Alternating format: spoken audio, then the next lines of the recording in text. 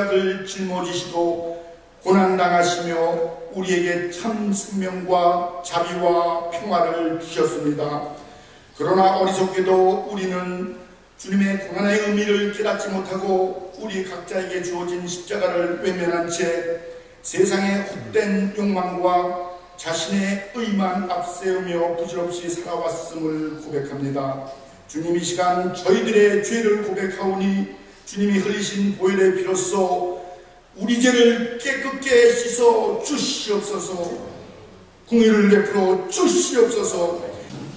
요한복음 13장 1절에서 17절을 하셔서 함께 교독하실 때에 주시는 계시의 말씀으로 받으시기 바랍니다.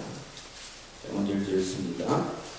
6월절 전에 예수께서 자기가 세상을 떠나 아버지께로 돌아가실 때가 이른 줄 아시고 세상에 있는 자기 사람들을 사랑하시되 끝까지 사랑하십니다.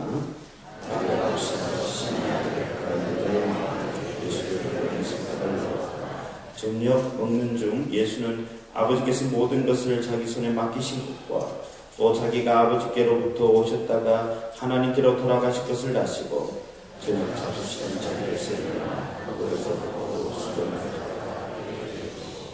이에 대하여 물을 떠서 제자들의 발을 씻으시고 그 부르신 수건으로 닦기를 시작하여 시몬 베드로에게 이르시되 베드로가 이르되 주여 주께서 내 발을 씻으시나이까. 예수께서 대답하여 이르시되 내가 하는 것을 내가 지금은 알지 못하나 이후에는 알리라.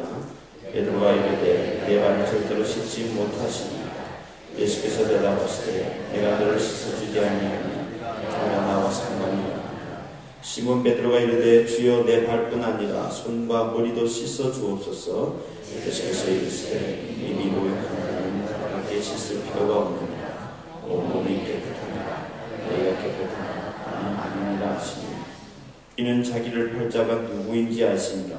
그러므로 다는 깨끗하지 아니하다 하시니라. 그들의 발을 씻으신 후에 옷을 입으시고 다시 앉아 그들에게 이르시되 내가 너희에게 행한 것을 알거니와 너희가 나를 선생이라 또는 주라 하니 너희 말이 옳도다. 내가 그러하다. 주와 또는 선생이라 너희가 씻었으니 너희로서 나를 씻어주는 것이 옳으나 내가 너희에게 행한 것 같이 너희도 행하게 하려 하여 오늘 보였노라. 진실로 진실로 너희에게 이르노니 종이 주인보다 크지 못하고 머리를 보다가 크지 못하니. 함께 읽겠습니다. 너희가 이것을 알고 행하면 복이 있습니다. 아멘. 시간 우리 끝까지 돌보시는 사랑이라는 제목으로 박진달 목사님 말씀 선포해 주시겠습니다. 예수님께서 예루살렘에 입성하자마자 가장 먼저 하신 일은 놀랍게도 예루살렘 성전을 찾는 일이셨습니다. 더 놀라운 것은 그 성전을 찾자마자 손에 채찍을 드시고 그 성전 안에 장사하는 모든 것들을 갈아엎으셨다는 사실입니다. 특별히 짐승에 사고 파는 모든 짐승들을 밖으로 내쫓았고요. 그리고 장사하는 모든 이들의 돈을 쏟아 부으셨고 뿐만 아니라 그들의 어떤 상행의 모든 것들을 갈아엎으셨습니다. 이유가 무엇일까요? 그것은 만민이 기도하는 집을 강도의 구렬로 만들어버렸기 때문입니다. 여기서 한 가지 중요한 사실 중에 하나는 무엇이냐면 교회가 무엇하는 곳이냐는 겁니다. 성전이 무엇하는 곳이냐는 겁니다. 교회는 기도하는 곳이고 성전은 기도하는 곳입니다. 다른 말로 표현해보면 기도하지 않는 교회는 타락한 교회입니다. 기도하지 않는 성전은 강도의 구련입니다. 주님께서 말씀하셨을 때 특별히 강도의 구련을 만들었다는 것은 모든 당시의 성전들이 타락했음을 상징적으로 보여주고 있는데요. 이 성전이 타락했다는 의미는 무엇이냐면 더 이상 그곳에 하나님이 계시지 않는다는 것입니다. 거기서 제사를 드리고 여러 가지 것들을 하나님께 올려드리지만 하나님은 더 이상 그 제사를 받지 않는 거예요. 그러므로 우리가 이 땅을 살아갈 때 중요한 자세 중에 하나가 무엇이냐면 우리의 성전이 날마다 말씀과 기도로 말미암아 거듭나는 모습이 대단히 중요합니다. 역사적으로 살펴보면 이 성전이 다 파괴되어져 버렸다는 사실입니다. 다윗과 솔로몬 정말 참으로 준비되어져서 하나님 앞에 솔로몬의 성전을 올려드렸습니다. 1,000번제를 올려드렸었습니다. 얼마나 감사하죠. 그러나 그 솔로몬의 성전은 흔적도 없이 다 사라져버렸습니다. 그리고 그 솔로몬의 성전의 터 위에 다시 이스라엘 민족들이 바벨론에서 돌아왔습니다. 70년 동안 포로 생활을 하고 바벨론에서 돌아왔기 때문에 얼마나 하나님을 온전히 섬기겠다는 결단과 마음을 가지고 느헤미야와 함께 그런 성전들을, 또 수룹바벨과 그런 성전들을 재건하고 그 성전들을 하나님께 올려드렸습니다. 그러나 시간과 세월 속에 어떻습니까? 그 모든 것들을 다 파괴되어 버린 것이죠. 또 가장 아름답고 가장 화려하다고 볼 수 있는 해력성전, 이것도 로마에서 완전히 짓밟혀지고 무너진 것들을 볼 수 있습니다. 우리가 여기서 알 수 있는 것 중 하나는 뭐냐면, 정말 우리가 말씀과 기도로 거듭나서 하나님께 올려지지 않은 모든 것들은 타락해버린다는 것입니다. 성전이 타락했다는 것은 더 이상 하나님이 그곳에 계시지도 않고, 또 그 성전에서 벌어지고 있는 일들에 대해서 하나님께서는 그의 제사를 받지도 않는다는 겁니다. 이제 하나님께서는 이렇게 무너져버린 성전을 다시 한번 세우고 하나님의 역사를 이루기 위하여 영원한 성전을 우리에게 보내주셨는데, 바로 그분이 예수 그리스도십니다. 예수 그리스도께서 이 땅에 오시고 이제는 무너져버리는 인간의 성전을 다 쓸어버리시고 그 위에 영원한 예수 그리스도의 성전을 세우는 것입니다. 자, 그렇다면 이 영원하신 예수 그리스도의 성전에 우리는 어떻게 들어가서 그 예수님과 더불어 이 땅을 살아갈 수 있느냐는 것입니다. 크게 두 가지로 볼 수 있는데요. 하나는 예수 그리스도가 하나님의 아들이심을 믿는 겁니다.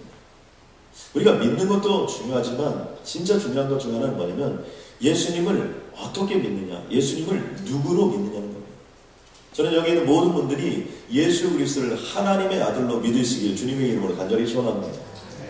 여러분, 우리는 예수님은 하나님의 아들이다 이렇게 믿기가 우리는 그냥 잘 받아들이지만요, 당시에 예수님을 보았고 또 그리고 예수님과 함께 했던 그 사람들은 예수님을 하나님의 아들로 받아들일 때 어려움이 생겼습니다. 그렇기 때문에 요한복음 곳곳에 보면 바로 예수 그리스도가 하나님의 아들이심을 선포하는 내용들이 계속해서 반복적으로 나와 있는 걸 볼 수 있습니다. 요한복음 1장 34절에 보니까 내가 보고 그가 하나님의 아들이심을 증언하였노라. 그러니까 요한복음의 시작이 왜 시작됐냐면 하나님의 아들이심을 선포하고 증언하기 위하여 요한복음이 쓰여졌음을 알 수 있습니다. 요한복음 1장 49절에도 보니까 나다네엘이 대답하되 랍비여 당신은 하나님의 아들이요 하나님의 아들이심을 선포하는 걸 볼 수 있습니다. 요한복음 5장 25절 말씀에도 보니까 죽은 자들이 하나님의 아들의 음성을 들을 때가 오나니 곧 이때라. 죽어있는 자들이 이제 살아나서 하나님의 아들의 음성, 즉 예수 그리스도의 음성을 들을 때가 온다는 거예요. 바로 지금이 바로 그런 때라는 겁니다. 요한복음 11장 27절에 보니까 주여 그러하여라 주는 그리스도시요 주는 우리의 구원자시요, 또 하나 반복되는 단어가 있습니다. 세상에 오시는 하나님의 아들이신 줄을 내가 믿나이다. 여러분, 예수님이 우리에게 하나님의 아들로 오셨다는 거예요. 내가 믿고 있는 예수 그리스도는 단순히 십자가에 못 박혀 돌아가시고 또 그걸로 끝나는 그런 하나님이 아니라 하나님의 영광, 하나님의 능력, 하나님의 계획, 하나님의 성취, 그 모든 역사를 통하여 주님이 우리에게 와 주셨다는 사실입니다. 그러면서 요한복음 20장 31절에 보면 요한복음을 마치면서 이렇게 얘기합니다. 오직 이것을 기록하면 너희로 예수께서 하나님의 아들 그리스도이심을 믿게 하려 하며, 예수 그리스도가 하나님의 아들이심을 믿게 하려 한다는 거예요. 뿐만 아니라 너희를 먹고 그 이름을 힘입어 생명을 얻게 하려 합니다.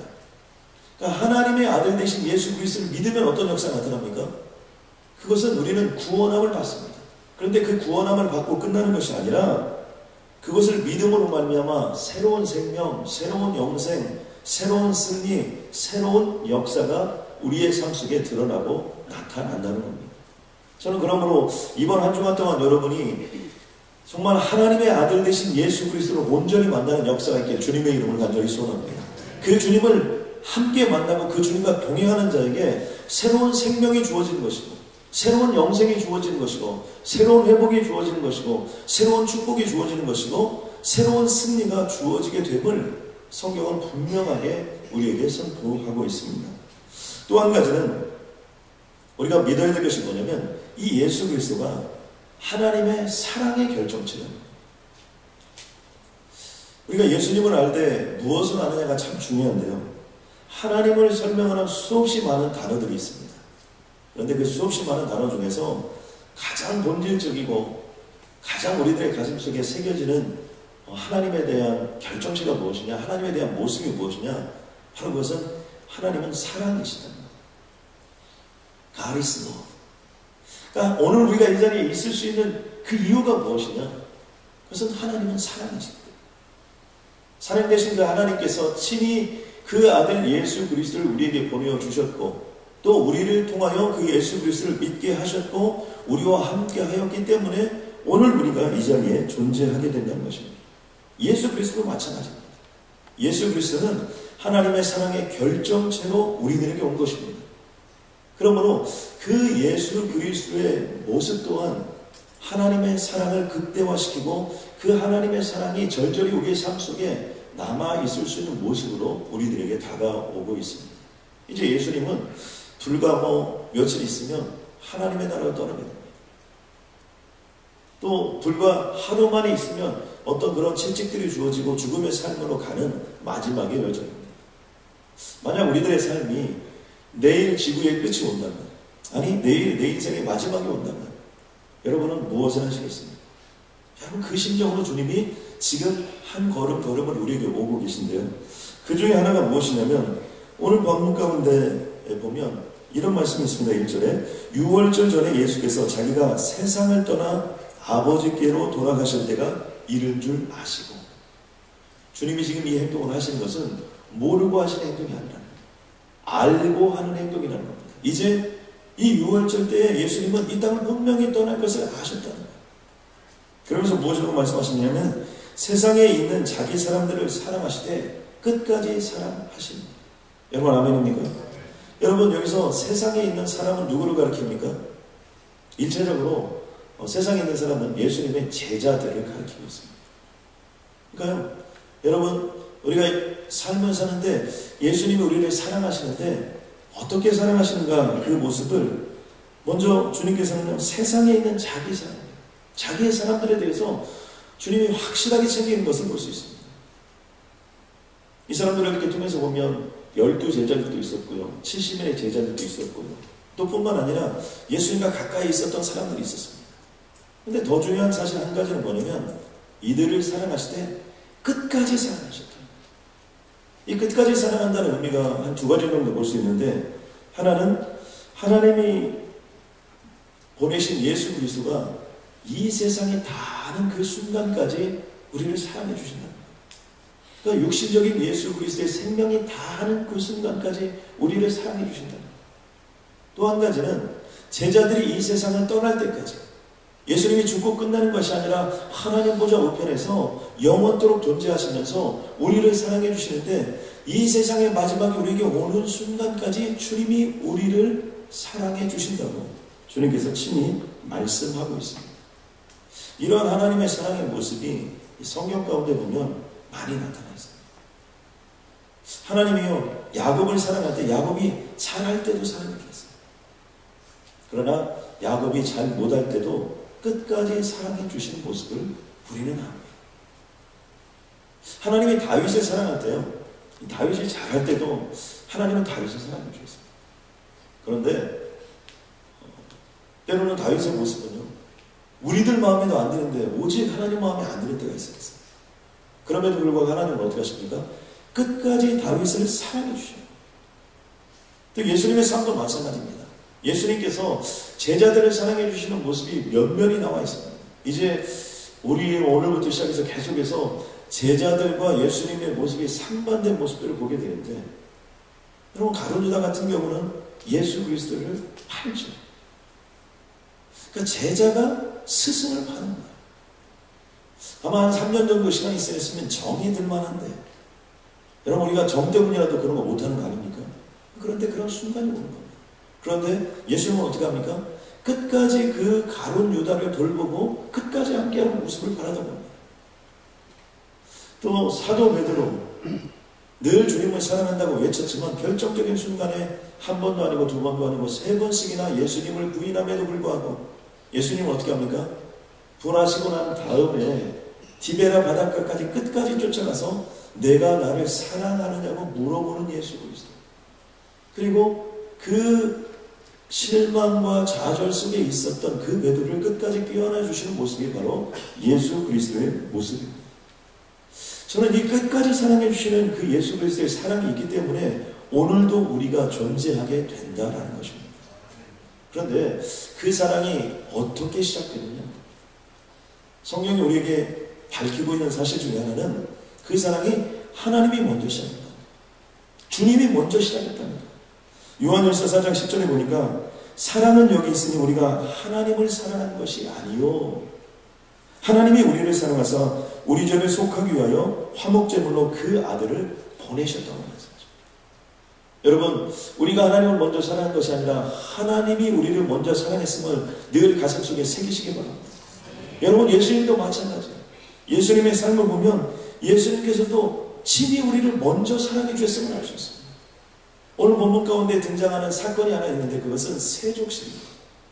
세족식을 시작하실 때 이 성경은 이렇게 말씀을 표현합니다. 마귀가 벌써 시몬의 아들 가룟유다의 마음에 예수를 팔려는 생각을 집어넣었더라. 그러니까 세족식이 지금 시작되고 있는데 이 제자들의 발을 씻기 전에 이미 사단이 가룟유다의 마음속에 들어가서 예수 그리스도를 팔려는 마음을 집어넣어 놓았다는 거예요. 주님은 이 사람이 나를 팔 것을 다 아심에도 불구하고 이 세족식을 시작하는 모습을 볼 수 있습니다. 여러분, 우리가 유대 땅을 생각해보면 이 캘리포니아는 유대 땅을 잘 이해할 수 있습니다. 특별히 그랜드 캐년 쪽으로 가다 보면 양쪽에 이렇게 사막이 있는데요. 그 사막 지역이 바로 건조한 이스라엘 땅인 것을 알 수 있습니다. 아마 여러분들도 하이웨이를 타고 이렇게 가다가 한 번씩 이렇게 잠시 내려서 이렇게 보면 그 땅이 그냥 먼지도 푸석푸석 이런 거죠. 그러다 보니까 당시에 얼마 가지 못해서 신발이라도 해서 요즘 같은 신발이 아니기 때문에 가죽 샌들을 신었단 말이에요. 가죽 샌들도 지금처럼 그런 샌들은 아니죠. 짐승의 가죽을 벗겨서 그것을 신고 다녔던 거죠. 그러다 보니까 조금만 걸어도 먼지 투성이었어요. 그리고 조금만 어디를 좀 걷고 와도 얼마나 땀냄새가 범벅이 돼서 냄새가 많이 나겠습니다. 그러다 보니까 이스라엘 민족들이 다른 집에 방문하거나 무슨 일을 할 때는 항상 어떻게 되어 있냐면 항아리에 이렇게 물 항아리가 있고 그것을 씻을 수 있도록, 발을 씻을 수 있도록 또는 손을 씻을 수 있도록 이렇게 준비가 되어져 있는 겁니다. 보통의 경우는 종이 있는 곳에는 종이 기다리고 있다가 손님이 오면 발을 씻어줍니다.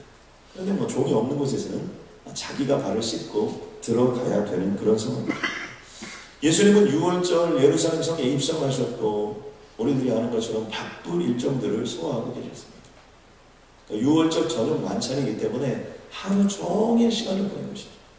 그리고 저녁에 이렇게 돌아와서 6월절 만찬을 대하는데 아마 만찬은 준비가 되어 있었는데 그곳에는 종도 없었고 발을 씻겨주는 사람들도 없었던 것 같습니다. 바로 그때 예수님의 모습입니다. 예수님께서 겉옷을 벗으셨다고 합니다. 그러니까 대충 발을 씻은 것이 아니라 본격적으로 발을 씻었음을 알 수 있습니다. 그리고 수건을 가져다가 허리에 동이셨다고 얘기합니다. 그리고 대야 물을 떠서 제자들의 발을 씻기시고 두르신 수건을 풀어서 제자들의 발 하나하나를 깨끗하게 씻겨주었다는 겁니다. 그런데 바로 그때 이 베드로가 엉뚱한 질문을 하는 겁니다. 자기는 안 된다는 겁니다. 어떻게 예수님이 내 발을 씻느냐는 것입니다. 도저히 자기의 발을 씻을 수가 없다는 것입니다.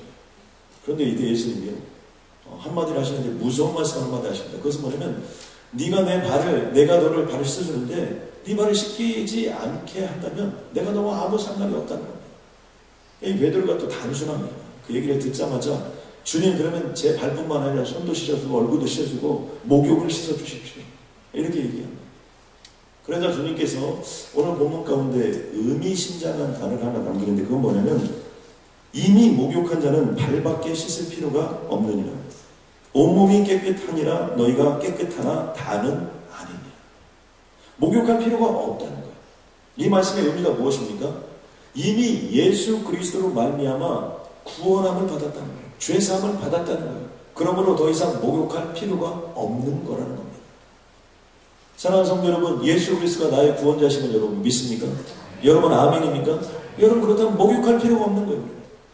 머리끝에 발끝까지 모든 죄악들이 용서가 된 겁니다. 그럼에도 불구하고 발을 씻어야 되는 이유가 무엇입니까? 그것은 우리가 매일매일 일상의 삶을 살면서 때로는 넘어집니다. 때로는 쓰러집니다. 때로는 좌절합니다. 때로는 상처를 받습니다. 때로는 죄를 짓습니다. 죄악 가운데 거하게 됩니다.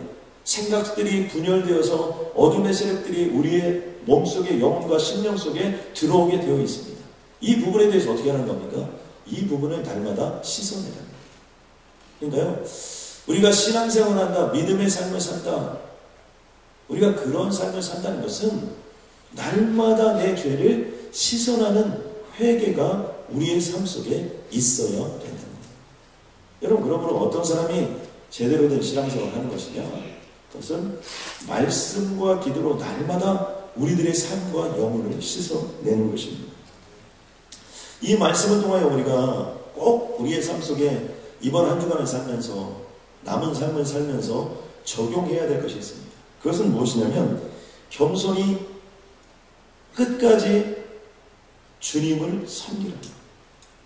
여러분, 주님이 우리에게 해주신 것이 무엇입니까? 그것은 겸손하게 섬기는 것, 그리고 끝까지 섬기는 것. 그게 예수님의 모습입니다. 예수님의 행적을 보면요, 이렇게 되어 있습니다. 예루살렘 성에 입성하실 때 나귀를 타셨습니다. 이때 성경은 무슨 단어를 남기냐면 거기에 겸손하셔서 라는 단어를 남깁니다. 그러니까 겸손히 우리를 인도한다는 거예요. 또 예수님께서 발을 씻어주셨습니다. 발을 씻어주신다는 의미는 무엇입니까? 그것은 겸손하셔서 그런 거예요. 또 예수님은요, 이 땅에 오실 때 세상에 몰랐습니다. 왜 몰랐습니까? 겸손하게 오셨기 때문에 세상에 몰랐어요. 예수님은 3년 동안 수많은 기적들을 행하시고 하나님의 놀라운 역사를 이룩하셨습니다.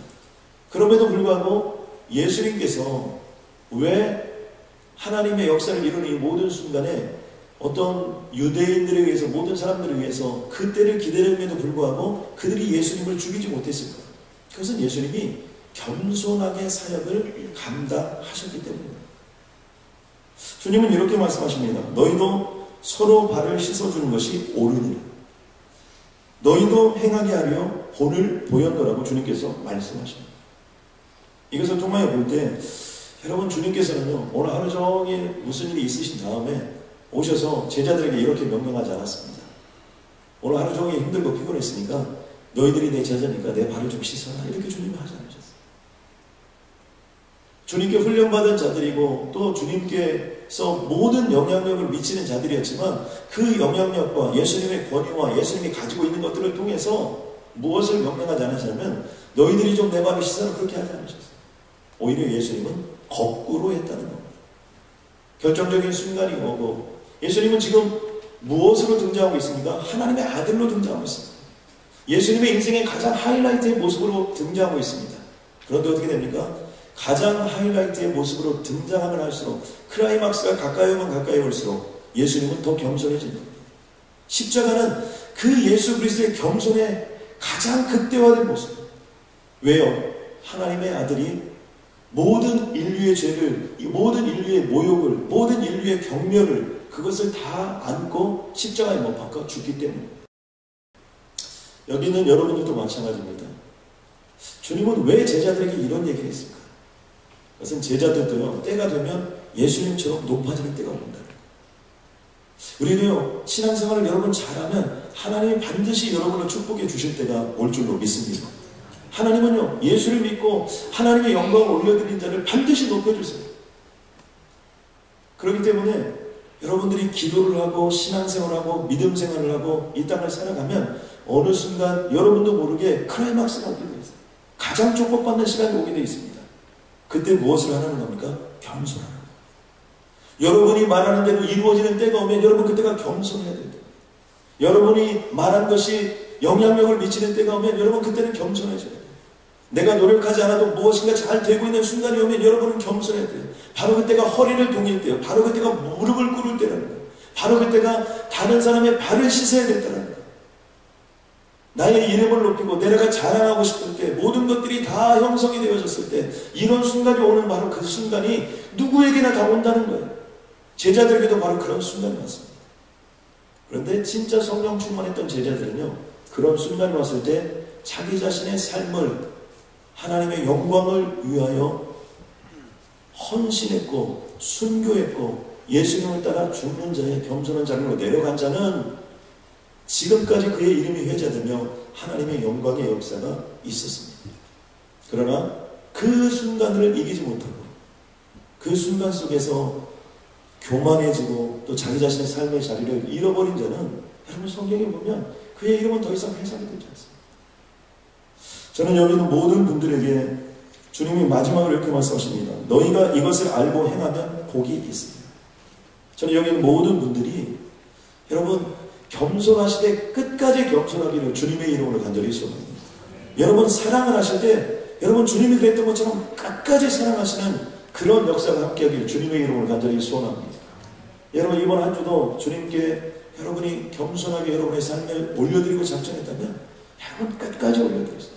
이번 한 주도 내가 내 자신을 쳐서 하나님께 복종해서 올려드리고 마음을 먹었다면 여러분 끝까지 금식하는 것도 끝까지, 여러분 주님께 기도하는 것도 끝까지, 여러분 누구에게 말 한마디 조심하는 것도 끝까지, 우리의 감정을 컨트롤하는 것도 끝까지, 여러분 주님이 끝까지 우리를 사랑하셨기 때문에 오늘 우리가 있는 거죠.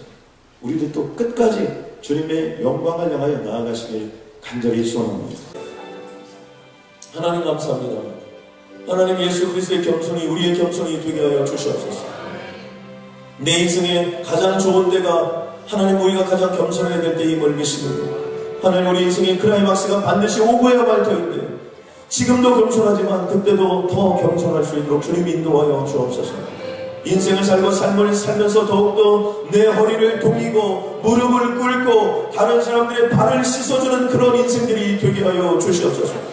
하나님 이 세상 한복판으로 기도를 들고 나아갑니다. 하나님 역사하여 주시옵소서. 오늘 하루 무슨 일이 있어도 기도의 힘으로 반드시 승리있게 도와주시옵소서.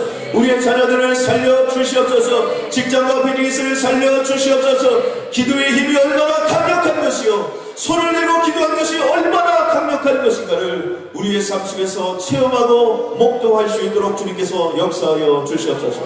오늘도 귀한 시간을 내어 이렇게 헌신한 모든 분들의 가는 길 위에 주님 빛의 주단을 뿌려 주시옵고 하나님 하이웨이의 축복을 허락하여 주옵소서. 예수님의 이름으로 기도드렸습니다.